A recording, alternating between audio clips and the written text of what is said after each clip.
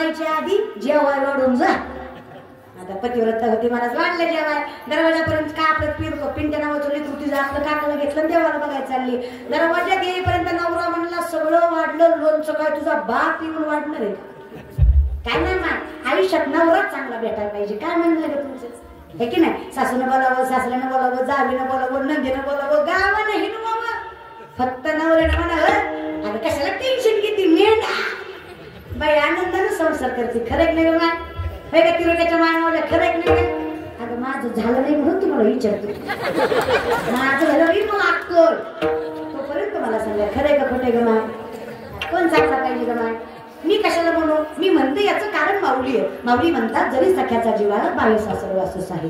प्रेम नवऱ्याचं भेटलं की बाई सासर वासूस असं खूप चांगला भेटला पाहिजे. हा मग हिचा नवरा म्हणला जेव्हा वाढ म्हणून कुठं जायचं तू जा वाढलं पुन्हा म्हणला लोणचं काय तुझा बाप वाढणार का. हिला एक आधीच मन लागणं झालं कधी पाय निघणं असं व्हायला होतं म्हणजे तुला समजा सेम जेव्हा तुम्हाला माहेराला जायचं असतं तुमची कशी गत असते.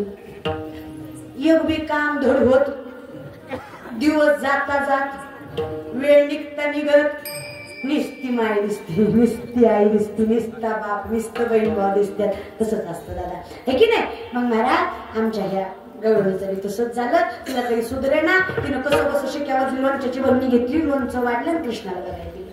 कृष्णाला पाहिलं मन समाधान झालं. यशोदे मातेने म्हणलं काकाला काय आणलंय म्हणले पिंट्या आहे मीठ बाई पिंट्याच आहे पत्तर खरं काकाला बघितलं माय मावल्या लोणच्याची बरणी होती. हिनं विचार केला आम्ही लोणच्याची बरणी काकाला आणली तर माझा पिंटे कुठे माय पिंट शिक्यावर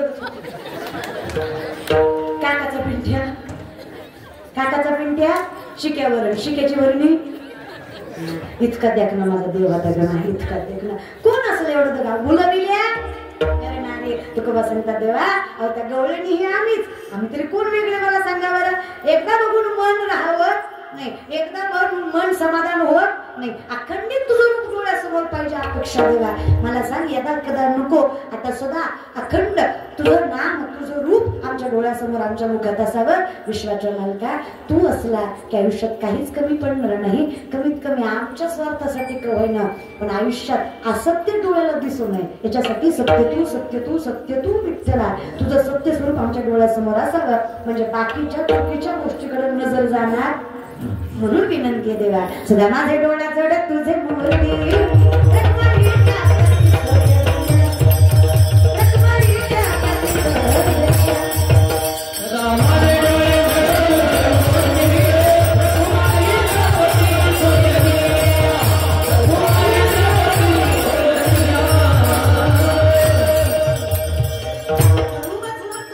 साक्ष देतो गोड तुझे रूप गोड तुझे ते आम्हाला सुख देत रे म्हणून आम्हाला पाहिजे तुझ्या इतकं प्रेम तुझ्या रूपा इतकं प्रेम कुठूनच मिळत नाही. तुझ्या नामा इतकं नाही देवाचं नाम म्हणते ना माय आयुष्यात तेवढंच करायचं नाही काय जमलं हरिपाठ वगैरे काही हरकत नाही. जुनी भजन होती बघा लेकरांची सेवा